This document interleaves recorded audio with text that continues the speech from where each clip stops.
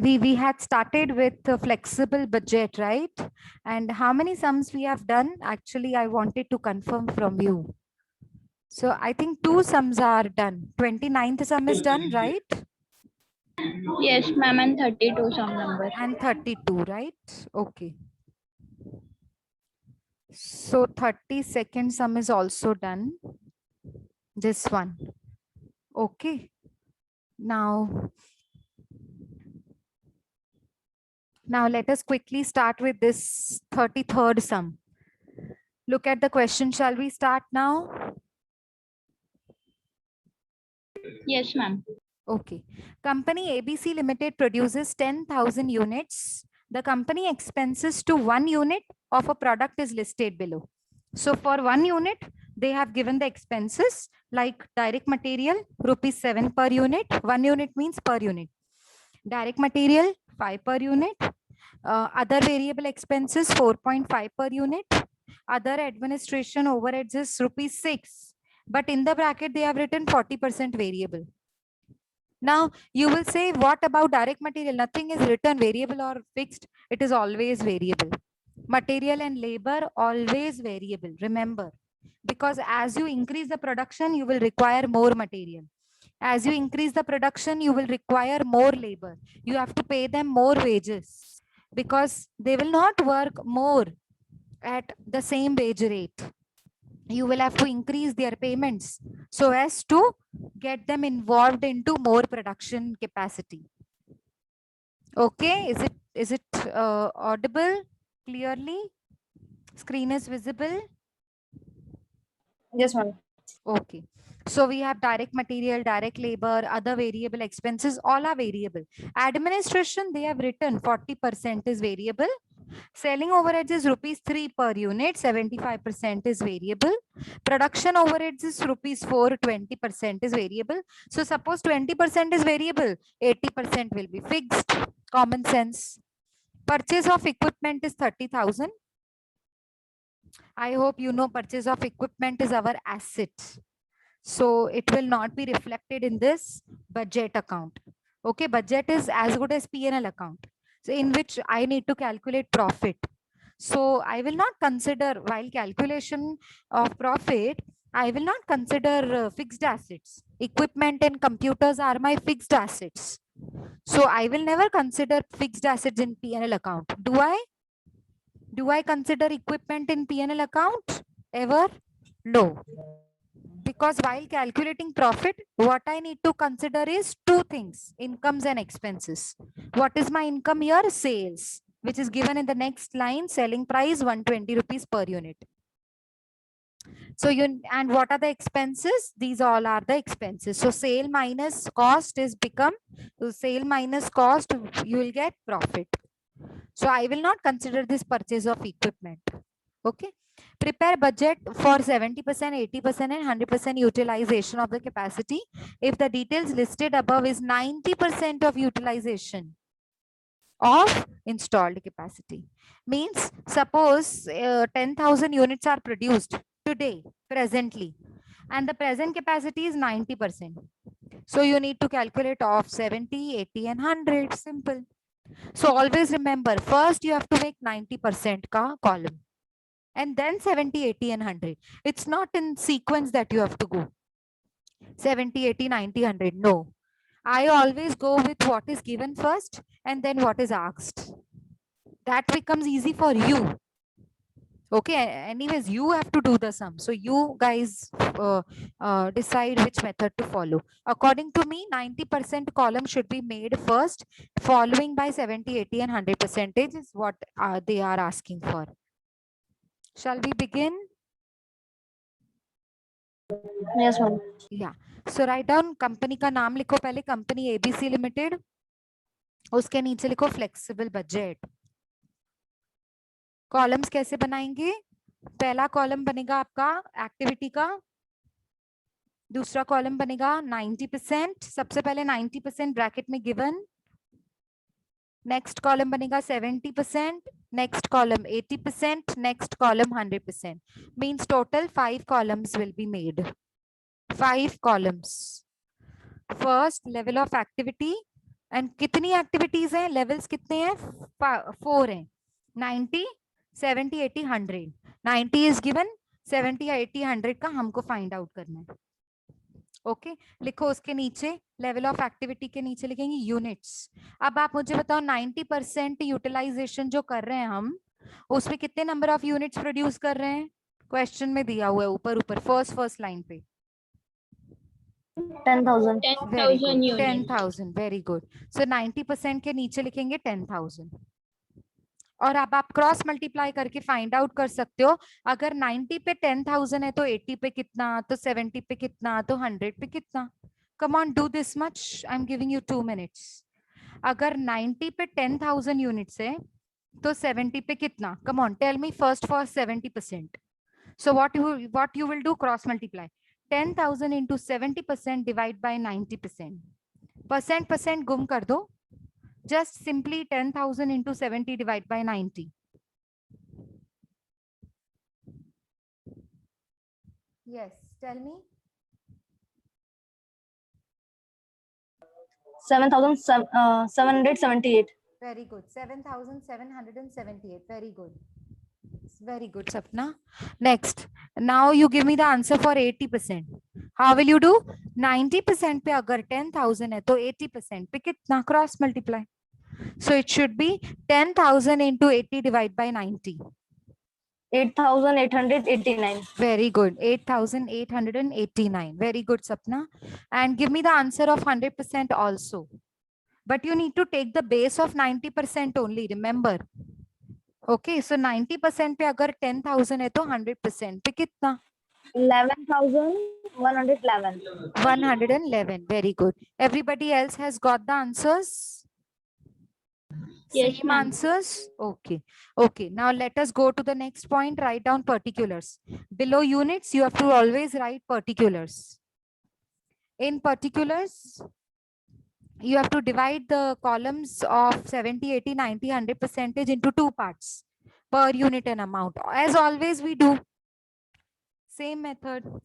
Each column of 70, 80, 90, 100% has to be divided into 2 parts, per unit and amount. Let per unit column be the thinner column. थोड़ा पतला रखो उसको, पर unit के column को, और अमाउंट के कॉलम को थोड़ा ज्यादा स्पेस देने का, बिकॉज उसके लिए आपको अमाउंट बड़े बड़े लिखने होते हैं. ठीक है, shall we start with the 90% first. 90% के लिए सब कुछ दिया हुआ है, सेल्स भी दिया हुआ है. हम हमेशा शुरुआत करते हैं सेल्स से, अगर सेल्स दिया हुआ है तो. हमारा फॉर्मेट क्या होता है, sales minus variable cost we get contribution, contribution minus fixed cost we get profit. So start with the sales. Write down sales. We will always write sales first. So write down sales.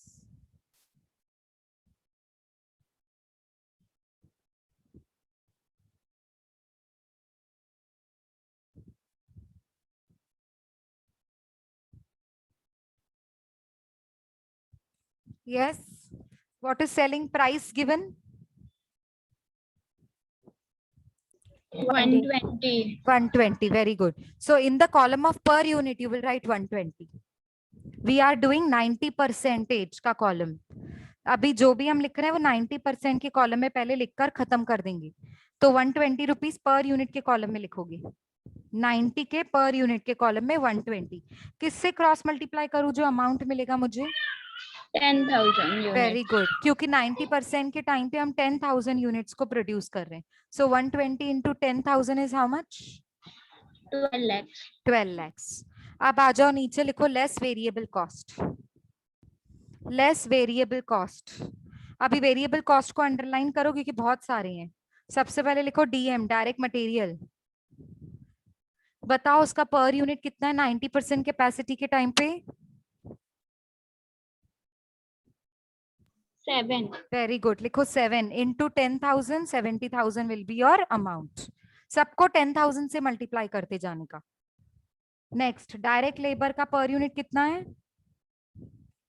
For 90%? 5. So 5 into what? 5 into 10,000 units. Very good. 5 into 10,000 units. Answer 50,000 rupees. So rupees के column में 50,000. Next other variable expenses 4.50, तो आप भी लिखो other variable expenses, आप भी heading ऐसे ही लिखोगे अदर वेरिएबल एक्सपेंसेस पर यूनिट के कॉलम में 4.5 इंटू 10,000, तो आपका आंसर आएगा 4.5 इंटू 10,000, तो आपका आंसर कितना आ रहा है 45,000. 45,000. 45,000. Very good. Next administration expenses के ब्रैकेट में लिखा है 40% वेरिएबल, तो आप क्या करोगे ब्रैकेट बनाओगे, ब्रैकेट में लिखोगे 40% वेरिएबल. किसका 40% वेरिएबल है 6 का. 6 का. 6 का, तो 6 का 40% कितना 2.4. होता है. So write down in the unit per unit column 2.4, per unit column 2.4 किससे मल्टीप्लाई करेंगे 2.4 को 10,000 units से. Very good. So 2.4 into 10,000 is how much 24,000. देखो कितना इजी है. नेक्स्ट सेम करोगे आप सेलिंग ओवरहेड्स के साथ. सेलिंग ओवरहेड्स का 75% फिक्स्ड है, 3 का 75% फिक्स्ड है. ओ सॉरी 3 का 75% वेरिएबल है, तो 3 इंटू 75% कितना होता है 2.25. यस 2.25 इंटू 10,000 कितना होता है 22,500. 500. Very good. अमाउंट के कॉलम में. नेक्स्ट प्रोडक्शन ओवरहेड्स का ब्रैकेट दिया हुआ है 20% वेरिएबल. किसका 20% वेरिएबल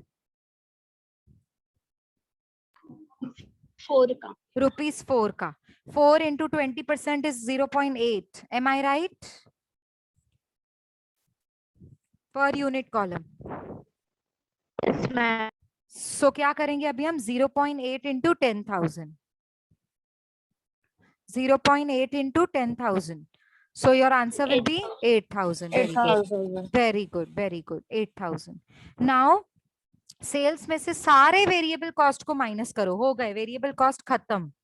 अब क्या करेंगे सेल्स में से मतलब 70,000 सॉरी सेल्स है आपकी 12 lakhs.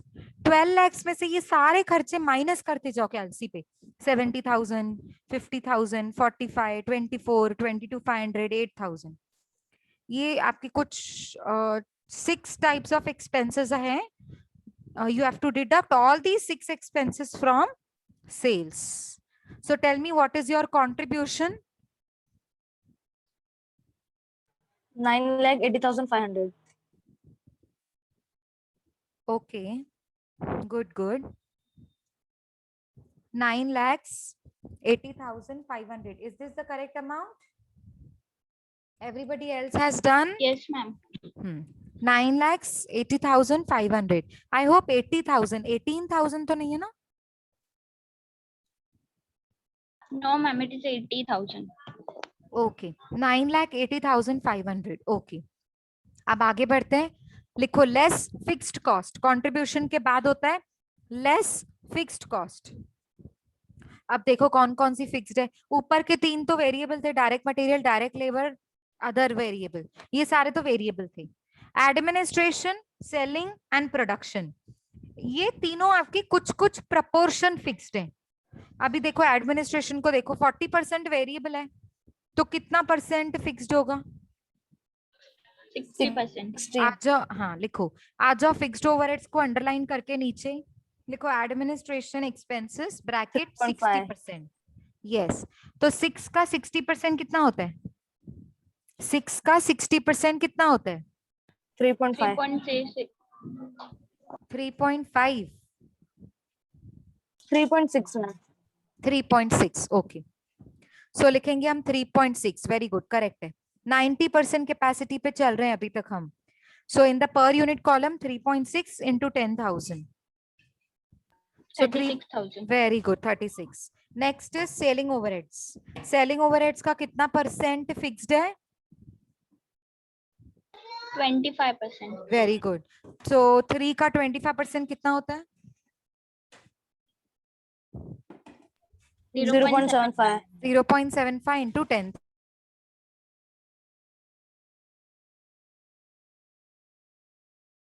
7,500. 7,500. Very good.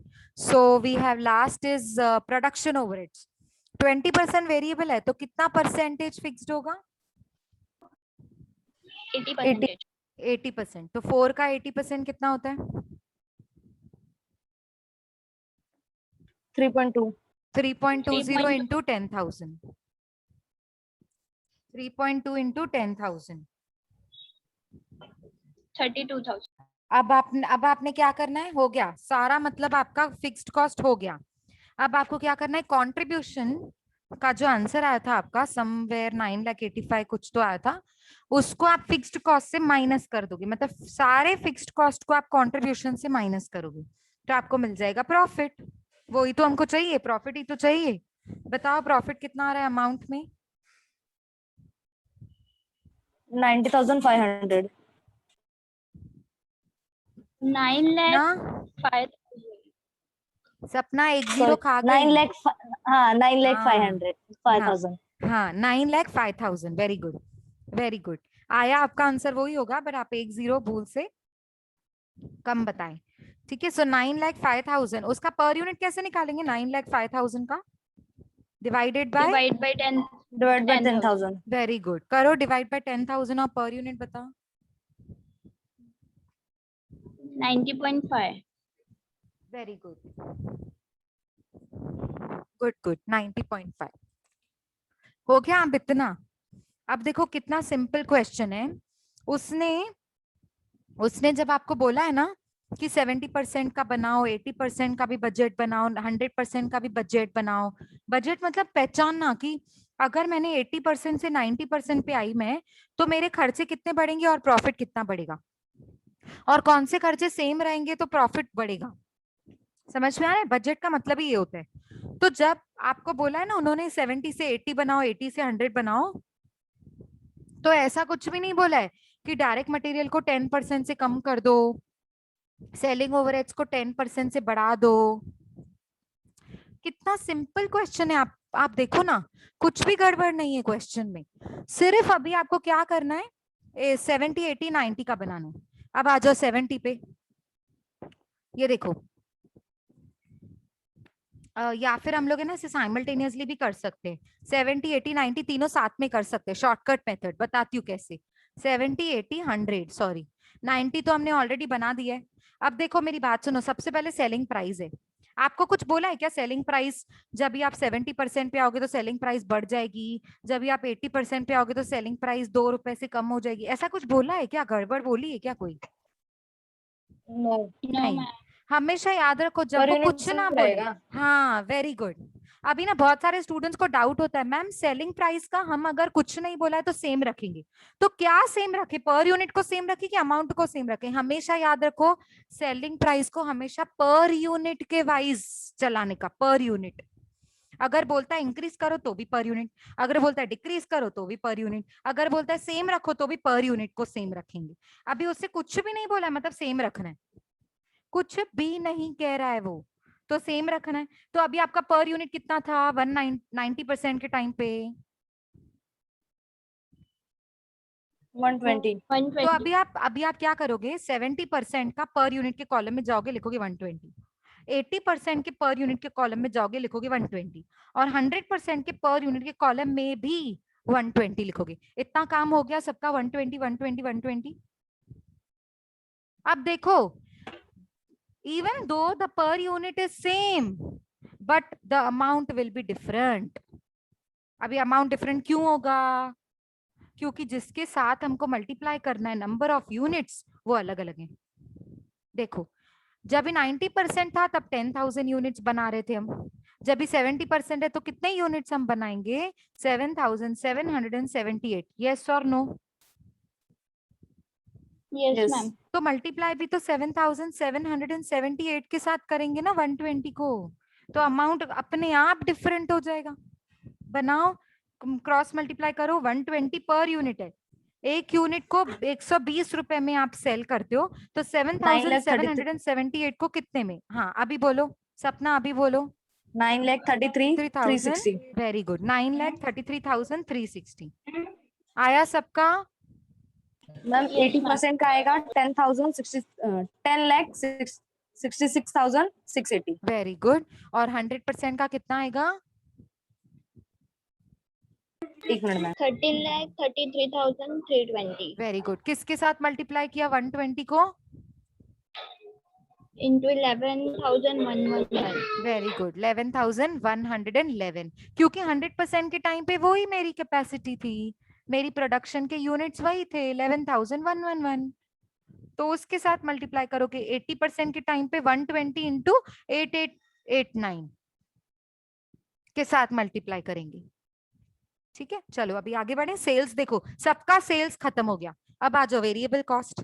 अब है ना, मेरी बात ध्यान से सुनो। आपको बोला है जितने भी वेरिएबल कॉस्ट है, कुछ बोला है क्या? बढ़ाओ, कम करो, इंक्रीज करो, डिक्रीज करो, कुछ बोला है? जल्दी बोलो हाँ या नहीं। No, ma'am. नहीं बोला है तो सेम No, रखना है, ma'am. नहीं बोला तो Yes. सेम रखने का। अब मैं क्या सेम रखूं, अमाउंट को कि पर यूनिट को? Per unit. Very good, unit. Very good. Variable cost को कुछ नहीं करना है, सेम रखना है तो भी पर यूनिट, अगर चेंज करना है तो भी पर यूनिट। चलो सबके पर यूनिट सेम रखेंगे। सबके पर यूनिट मतलब 90% को देखो, 5 सॉरी पहला 7 5 4.5 2.4 2.25 0.8, ये 6 के 6 पर यूनिट को सेम रखो सब में। 70% के पर यूनिट को सेम, 80% में भी सेम, 100% में भी आपको सेम दिखाना है। चलो कम ऑन, जल्दी करो, पहले इतना काम कर लो। सारे पर यूनिट्स को 70 80 और 100% में लेकर आओ सेम। अब क्रॉस मल्टीप्लाई करेंगे किसके साथ? जो जिसके नंबर ऑफ यूनिट्स हैं। एग्जाम्पल, पहले 70% खत्म कर देते हैं। अब समझो डायरेक्ट मटेरियल का पर यूनिट है 7 पर यूनिट, तो किससे मल्टीप्लाई करना है? 7,778 यूनिट्स। सिमिलरली 5 इंटू 7,770, मतलब जितने भी आपके पर यूनिट्स है ना 70% के टाइम पे, आपको सबको क्रॉस मल्टीप्लाई किसके साथ करना है? 7,778 यूनिट्स। तो आपको अमाउंट्स मिलते जाएंगे। अब जब आप 80% पे आएंगे तो किससे मल्टीप्लाई करेंगे? कम ऑन क्विकली, आप बताने वाले हो। 80% के टाइम पे 8,889। Very good. और 100% के टाइम पे किससे क्रॉस मल्टीप्लाई करेंगे? 11,111। Very good, very good, very good. Do it. I'm giving you 2-3 minutes. Do it yourself. 70, 80, 100 तीनों के आंसर्स को निकालेंगे आप, फिर मैं आपसे पूछ रही हूँ, कंफर्मेशन कर लूंगी। Okay. So now what you have to do? Sales minus variable costs. So you'll get contribution. One by one, 70%, then 80%, then 100%. Calculate the contribution by deducting all the variable costs from sales of each of them, 70%, 80%, 100%, and directly tell me contribution. Have you got all the three contributions? Tell me for 70%, what is the contribution?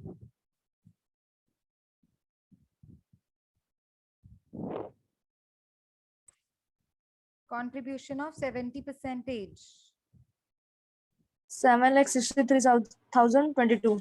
और इसका per unit कैसे निकालोगे? Divided by 98.1। हाँ, पर किससे divide किया? 7,778। Very good. Similarly, you have to do it for 89, 80 and 100%. What is the contribution of 80%?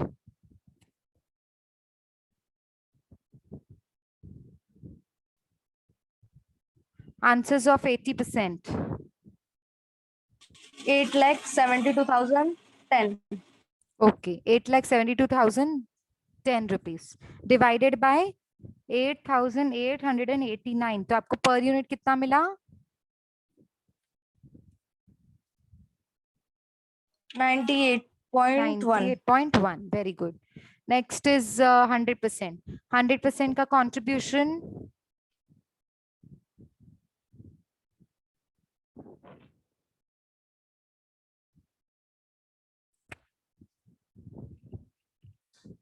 Quickly. So tell me 100% का contribution. 1,89,990। 1,89,990 divided by 11,111 कर लो, पर यूनिट आ जाएगा। अब आपको क्या करना है? Fixed cost. अब आ जाओ फिक्स्ड कॉस्ट पे। आपको फिक्स्ड कॉस्ट के लिए कुछ नहीं बोला है, इंक्रीज करना है डिक्रीज करना है, कुछ भी नहीं, तो हमको सेम रखना मैम ये पड़ेगा। कंट्रीब्यूशन किसी से वेरिफिकेशन करो ना, अच्छा, राइट है किसी क्या? और का आया है कंट्रीब्यूशन 100% का? कंट्रीब्यूशन किस किस का आया? राजन, आपने किया है?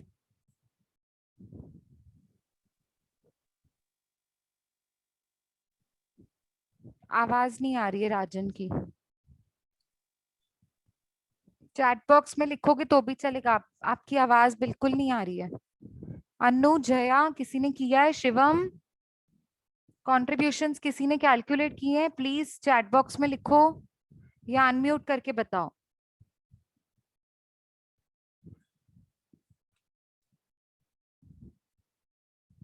Rajan says he's still doing. Come on, you need to be quick.